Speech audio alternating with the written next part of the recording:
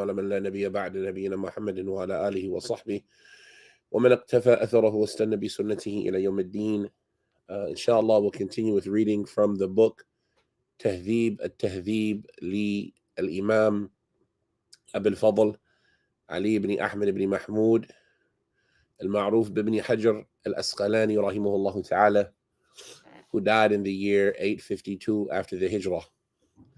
And we're in that book that deals with the biographies of the personalities or the people that are mentioned in al-Kutub as-Sitta, those 6 books of hadith, Bukhari, Muslim, Abu Dawood, Nasaa'ee, Tirmidhi, and Ibn Majah. And any of the books that were authored by those authors besides those 6 famous books. And these are the biographies of the people that are mentioned in those books. And inshallah, today we have a light reading because we don't want to start the next personalities after those we complete today, because their biographies are a little bit longer. And so today we have a light reading covering several people, most of whom will be mentioned at a later point in the book because of their names having more details or other names and identifiers that they are known by. So Ibn Hajar rahimahullah ta'ala, he mentions firstly, he says Ahmad ibn Abee Dawood al-Munaadee. Ahmad ibn Abee Dawood al-Munaadee fi Muhammad ibn Ubaydillah ibn Yazid. Yani this personality, Ahmad ibn Abee Dawood al-Munaadee, you will find him being mentioned in the biography of Muhammad ibn Ubaydillah ibn Yazid. So to find out more about this person, Ahmad ibn Abee Dawood al-Munaadee, we need to find the biography of Muhammad ibn Ubaydillah ibn Yazid. The next individual he mentions, he says Ahmad ibn Abee Rajaa al-Muqri, who Ahmad ibn Nasr ibn Shakir. The next biography he mentions is the biography of Ahmad ibn Abee Rajaa al-Muqri. Ahmad ibn Abee Rajaa al-Muqri. And he says that in reality, this Ahmad ibn Abee Rajaa, is Ahmad ibn Nasr ibn Shakir. So he was known by Ahmad ibn Abee Rajaa, and he was also known by Ahmad ibn Nasr. And so we're going to look up this person's biography under the name Ahmad ibn Nasr ibn Shakir.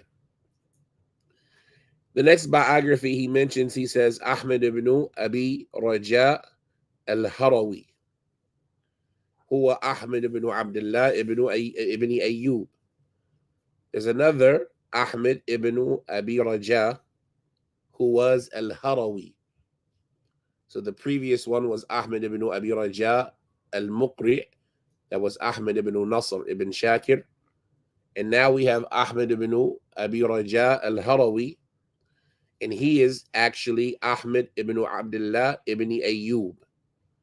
So we will look up his biography in the section that covers Ahmad ibn Abdullah ibn Ayyub.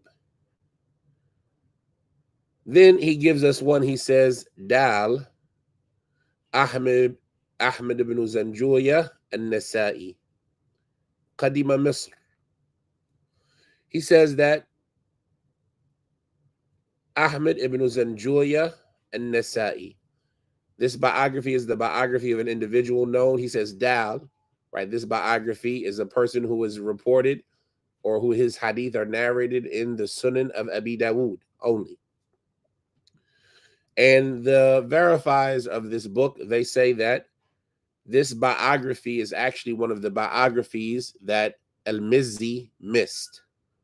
And it's from those biographies that Ibn Hajar added and increased from the previous books.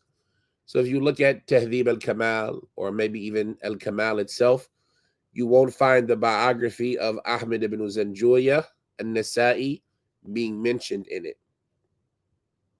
because this is from those biographies that Ibn Hajar increased or added. Ahmad ibn Zanjooyah an-Nasaa'ee. He was someone who ended up going to Egypt, right? He says, Qadima Misr. We don't know where he was from. We don't know where he was as it relates to the obtaining of his education. But what we do know is that he was somewhere in Egypt at some point in time. So this is Ahmad ibn Zanjooyah an-Nasaa'ee, Qadima Misr. He says, Ahmad ibn Zanjooyah, in the footnotes they say that the author, yani Ibn Hajar, he put this dal on the side of this biography, saying that this person is in the Sunan of Abi Dawood. And this is contrary when in the manuscript that they based this off of. And remember, this manuscript, one of the things that were unique about it is that it was a manuscript that was actually written by Ibn Hajar, rahimahullah ta'ala. From the manuscripts that they used were a manuscript that was actually written by Ibn Hajar. They said from what he did in his manuscript is that he put the letter dal to the right of the biography. And this was something that was against or not normal for him as it relates to putting the markings of where the person is hadith can be found. Normally, he would put it above the biography. But he put it to the right of the first name instead of above the first name. And so that's just something that they draw our attention to. It just shows you the preciseness of the people of reliability and education, how they are at recognizing things and pointing them out. Did he write it at a different position because of some benefit? Maybe because this is one of the things that he noticed he added, or was it just something he did for space? Either way, it's something that was strange, and so it deserves to be noted. And a good printed book, because that's what we read nowadays, printed books, a good printed book will reference the subtleties that are necessary to be noticed in the manuscript. Right? You can tell the value of a good printed book by how much it references and articulates that which is in the manuscript from the comments of the previous scholars or unique things about their handwriting and strike-throughs and additions and things like that. And so they just mentioned that comment. They also say about him, his nasab or his nisbah, where he's from, they say an-Nasaa'ee, right? And they say with a fatha on the noon, an-Nasaa'ee. Sometimes we hear, I might have just said it myself, an-Nisa'i. No, it's an-Nasaa'ee with a fatha. He says with a fatha on a noon in the scene with no dots, which is attributing him or affiliating him with the land that is well known in Khurasan. And remember, we said Khurasan is that eastern Iran, western Afghanistan region, right, in the north and then towards the south. And this area in Khurasan that was well known, it was known as Nasa. And so somebody who is attributed to it is well known as far as in their nisbah, they're attributing or they're affiliating with it. They are called an-Nasaa'ee. And they can also be called an-Nasawi, right? So you might see somebody known as an-Nasaa'ee. That means he's from this land. And there might also be somebody known as an-Nasawi. And it's the same place. And sometimes you'll see affiliations and attributions like this, right? An-Nawawi or an-Nawawi, a Suyuti or an Asyuti, right?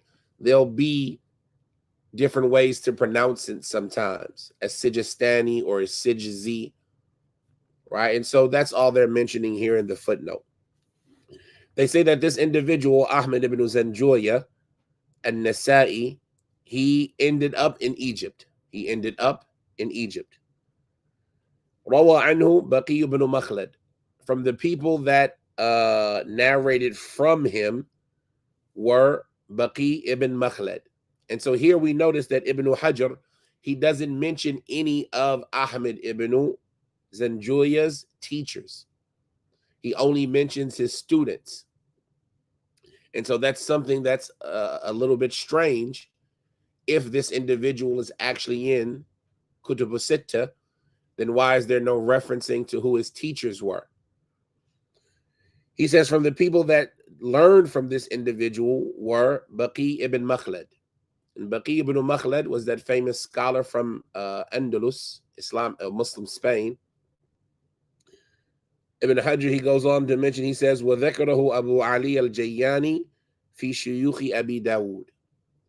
He says that Abu Ali al-Jayyani mentioned this individual, Ahmad ibn Zanjooyah, amongst the teachers of Abi Dawood.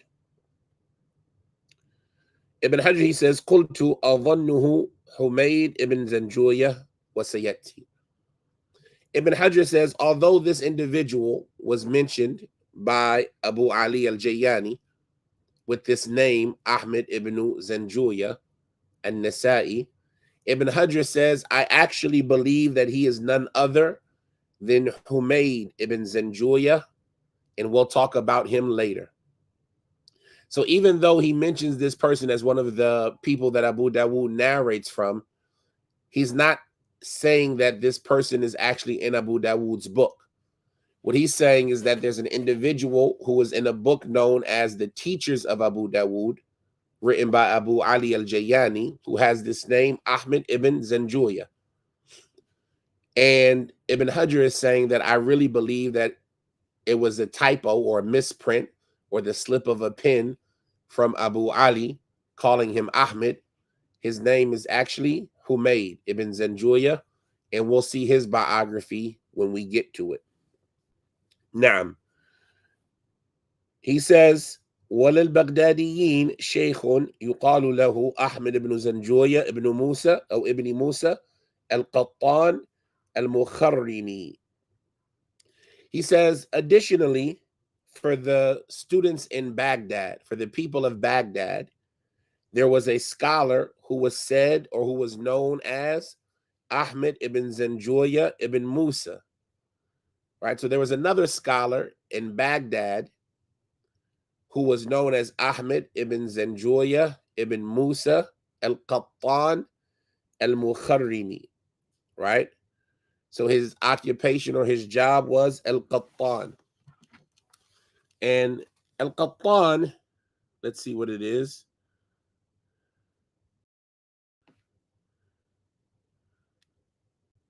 They'll mention it later, but it doesn't hurt us to bring it up now.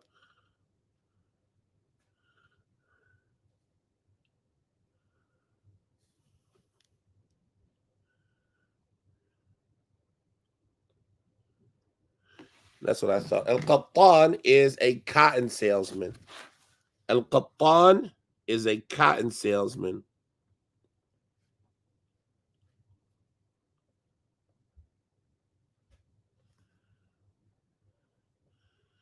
On the scale fa'al, right? Anything that you usually see on this scale fa'al, then it usually represents that it's somebody who does it all the time. So the word for cotton in Arabic is qutn.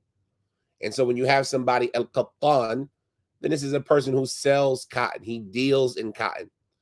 Just like a najjar is a person who deals in carpentry, right? A carpenter, right? His actions are always around this meaning. When you put a word on that scale, fa'al, right? Qattan, najjar, samak, right? A fisherman, right? So this individual from the scholars of Baghdad, his name was Ahmad ibn Zanjooyah ibn Musa al-Qattan al-Muqri. They say al-Muqri is with a dhamma on the meme and a fatha on the kha with the dot on it, right? So not the ha, the kha that has the dot. Wa tashdid al-ra. It also has a shadda on the ra with a kasra, al-Muqri, which is attributing him to al-Muqarrim, the area known as al-Muqarrim, which is a famous neighborhood of Baghdad. right, which is a famous or well-known area in Baghdad. So he was known as Ahmad ibn Zanjooyah ibn Musa al-Qattan al-Muqri. He was from the scholars of the people of Baghdad. He wasn't in the 6 books, but Ibn Hajar mentions him here because he just mentioned Ahmad ibn Zanjooyah an-Nasaa'ee, who was attributed to Abu Dawood's book. So it made sense to mention this individual who was also from the people of Baghdad, because this is where Abu Dawood was at for a period, right, with Imam Ahmad. And so it made sense to mention him so that the people don't get them confused.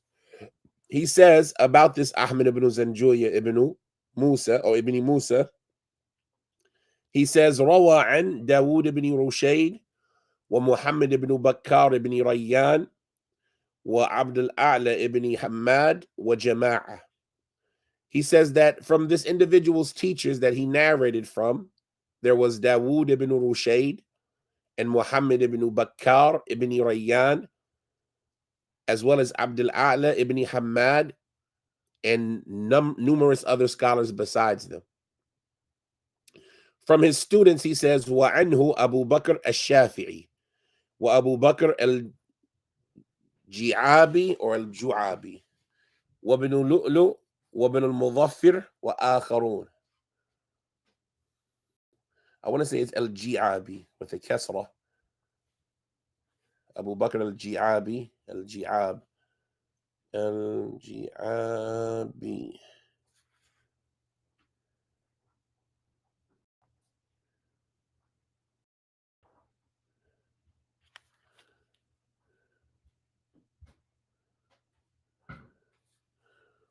No, with a kasra, al-Ji'abi.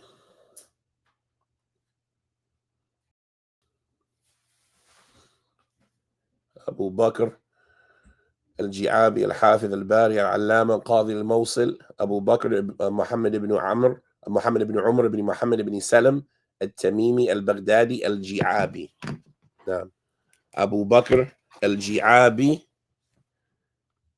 his name was Muhammad ibn Umar.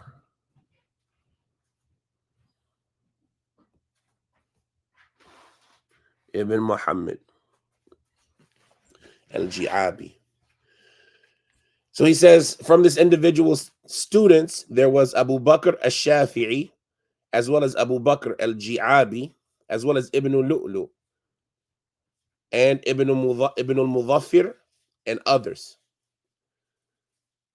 Ibn Hajar, he says about him, وَثَقَهُ الْخَطِيبِ, that al-Khatib, yani Khatib al-Baghdadi, he deemed him to be thiqah, righteous and reliable. So from the people that praised this individual, i.e. Ahmad ibn Zanjooyah ibn Musa al-Qattan al-Muqri, from the people who praised him was al-Khatib al-Baghdadi. Ibn Hajar, he says about him, مات سنة 4 و300 وهو متأخر الطبقة عن حميد ibn Zanjooyah. He says that this individual, he died in the year 304. And he is after the generation or the level of the generational level of Humayd ibn Zanjooyah. Humayd ibn Zanjooyah is who Ibn Hajar thinks the other Ahmad ibn Zanjooyah actually was. So he's saying, even though there might be some confusion in the name, this might be why Abu Ali al-Jayani made that mistake, because there was another scholar in Baghdad named Ahmad ibn Zanjooyah ibn Musa, but he was from a later generation, and so maybe Abu Ali transposed Ahmad ibn Zanjooyah with Humayd ibn Zanjooyah from the teachers of Abi Dawood, because this person would have been a student of Ibn Dawood, or at best a contemporary. And if I'm not mistaken, Ibn Lu'lu is one of the narrators of the Sunan of Abi Dawood. He says, so that's the end of that person's biography. Ahmad ibn Zanjooyah an-Nasaa'ee, as well as Ahmad ibn Zanjooyah ibn Musa al-Qattan al-Muqri. The last biography that we have in front of us today is Ahmad ibn Abee Suraij ar-Raazee. Ahmad ibn Abee Suraij ar-Raazee, who Ahmad ibn As-Sabbah. I'm sorry, he's not the last biography. He says Ahmad ibn Abee Suraij ar-Raazee. He is actually Ahmad ibn As-Sabbah. So this individual, Ahmad ibn Abee Suraij ar-Raazee, we're going to see his biography when we get to the name Ahmad ibn As-Sabbah. So if you're looking for that individual, Ahmad ibn Abee Suraij, then you would look for him under the name Ahmad ibn As-Sabbah. The next biography, which is the last one for today, he says Dal Seen. Dal Seen. Ahmad ibn S'ad ibn al-Hakam ibn Muhammad ibn Salim al-Ma'ruf ibn Abi Maryam al-Jumahi Abu Ja'far al-Misri ibn Akhi Sa'id Rahal. He says that this person's hadith can be found in Dal and Seen, yani Abu Dawood and the Sunan of an-Nasaa'ee. Who was this individual? His name is Ahmad ibn S'ad ibn al-Hakam ibn Muhammad ibn Salim. His name is Ahmad ibn S'ad ibn al-Hakam ibn Muhammad ibn Salim, and he was famously known by the name Ibn Abi Maryam, the son of Maryam's father, Ibn Abi Maryam. He was al-Jumahi. He was from the tribe Bani Jumah. And the Jumah tribe, they don't mention in the footnote, so it doesn't hurt us to bring it up.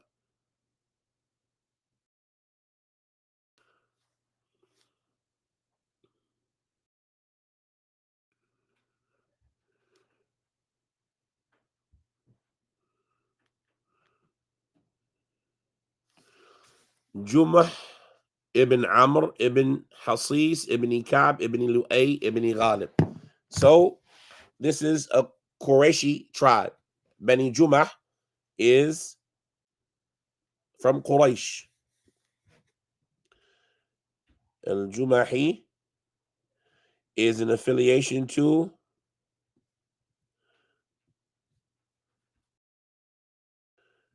the tribe of Jumah ibn Amr ibn Hasis ibn Amr ibn Hasis ibn Ka'b ibn Lu'ay, Qurashiyun.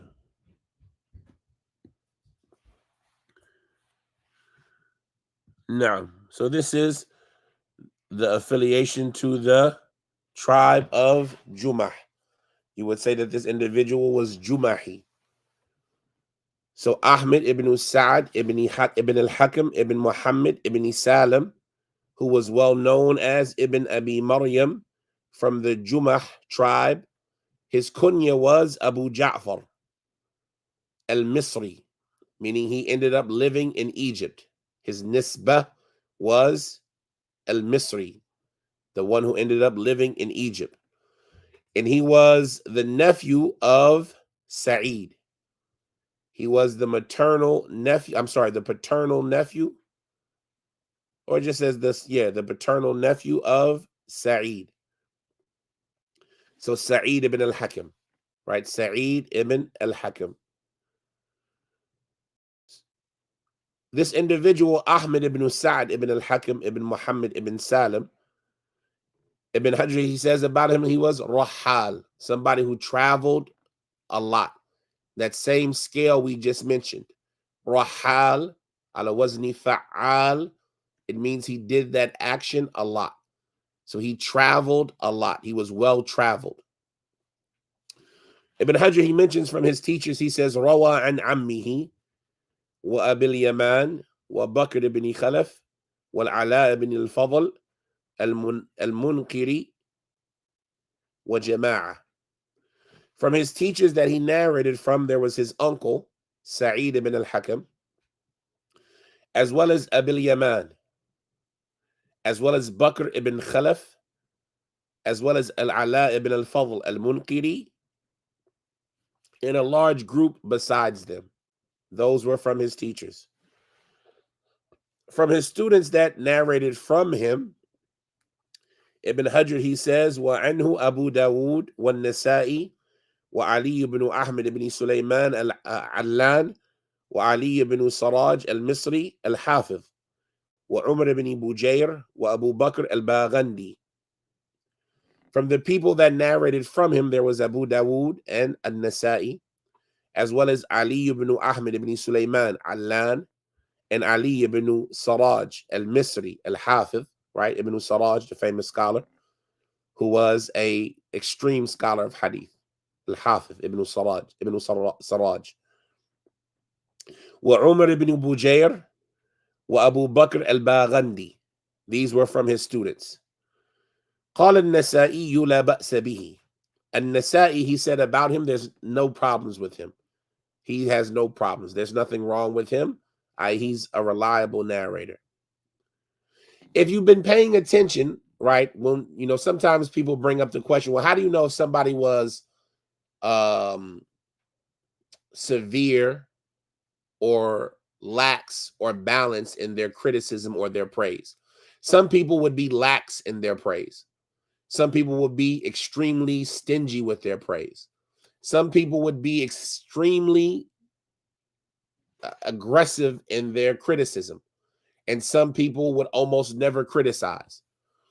And some people were in the middle, balanced, right? They spoke and they spoke balanced.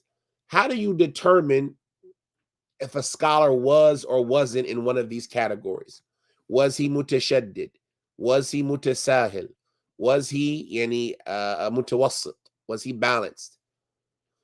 One of the ways you can determine this about a scholar is that you look at the type of praise or criticism that they offer compared to like the different ways that you praise or criticize someone.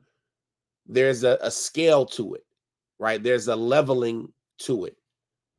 And so somebody who says about somebody who's thiqah that there's nothing wrong with him, then we know that this person might have been stingy with their praise, right? So when we look at Nasa'i, what we see Nasa'i often saying about a person is that la ba'sa bihi, there's nothing wrong with him, right? And so does this mean that the person was okay?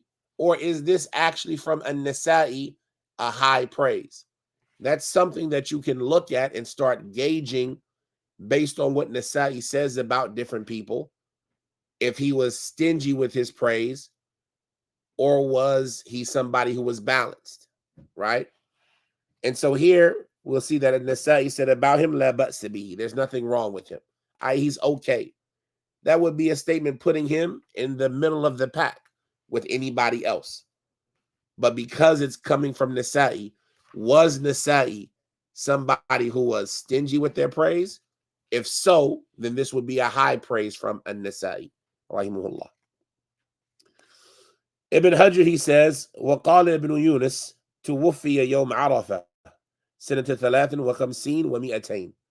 This individual, Ahmad ibn S'ad ibn al-Hakam ibn Muhammad ibn Salim al-Ma'ruf ibn Abi Maryam Abu Ja'far, Ibn Yunus, he said about him that he died on the day of Arafah. The day of Arafah is the 9th of Dhul Hijjah. So they're saying that he died on the day of Arafah in the year 253. Ibn Hajar, he finishes off the biography of this individual. He says, قلت قال أبو عمر الكندي في كتاب الموالي كان من أهل العلم والرحلة والتصنيف. Ibn Hajar, he says that Abu Umar al-Kendi, he said in his book, The Freed Slaves, right? Abu Umar al-Kendi has a book about those scholars who were freed slaves. And so this is making us assume that Abu Ja'far, Ahmad ibn S'ad ibn al-Hakam, wasn't from Quraysh by blood, but he was from their freed slaves.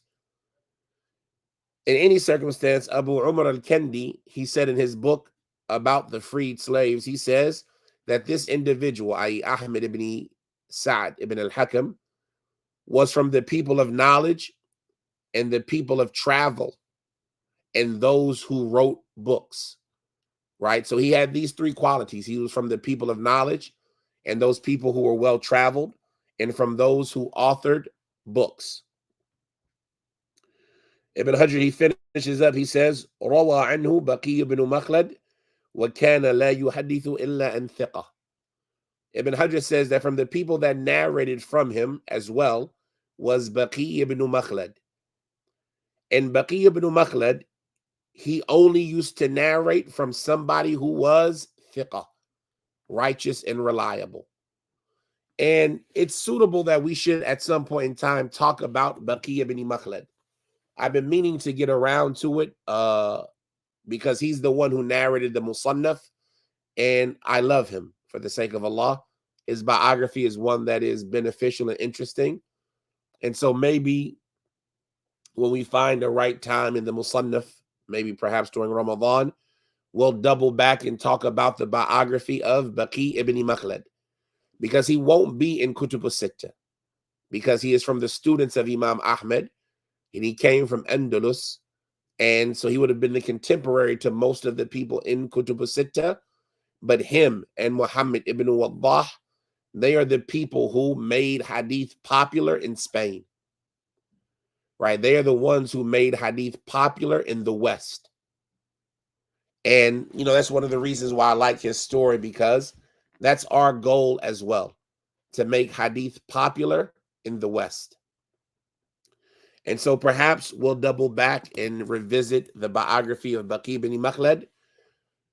But in any circumstance, Baqi ibn Makhlad, Abu Abdurrahman, he died 285, if I'm not mistaken, or 283. He narrated from this individual, Abu Ja'far, Ahmad ibn S'ad. And Baqi ibn Makhlad was one of those individuals who would not narrate except from somebody who was thiqah. In the footnotes, they give us some other statements of the scholars regarding this person, Ahmad ibn S'ad ibn al-Hakim, ibn Muhammad ibn Salim, al-Ma'ruf ibn Abi Maryam, al-Jumahi Abu Ja'far, al-Misri. Naam. They give us some other statements of the scholars regarding him. And so they say, Qala Maslamat ibn Qasim, thiqah. Maslamat ibn Qasim said about this individual that he was thiqah, i.e. righteous and reliable. وفي موضع آخر قال لا بأس به. And in another place, Maslamat ibn Qasim said about him that there was nothing wrong with him. Naam, and you can find that mentioned in the book Ikmal Tahdheeb al-Kamal. Likewise, they say, قال أبو علي الغساني الجياني في تسمية شيوخ أبي داود لا بأس به. That Abu Ali al-Jayani, that same individual we mentioned a second ago, he said about him in the book where he mentions the teachers and the teachers of Abu Dawood and those who Abu Dawood narrates from in his Sunan. Abu Ali al-Ghassani al-Jayani, he said about this individual, Ahmad ibn S'ad ibn al-Hakim, he said about him, La ba'sa bihi. There's nothing wrong with him, right? And so this is the information that we have about these people. Inshallah, next time we'll pick up at the biography of those people named Ahmad ibn Sa'id. Those people who their name is Ahmad ibn Sa'id is what we'll pick up next time. هذا وصلى الله وسلم وبارك على عبده ورسوله نبينا محمد وعلى آله وصحبه وسلم. Inshallah, we're going to be starting another book, adding it to our program, inshallah. So we'll begin with that shortly, inshallah. سبحانك اللهم وبحمدك أشهد أن لا إله إلا أنت أستغفرك وأتوب إليك.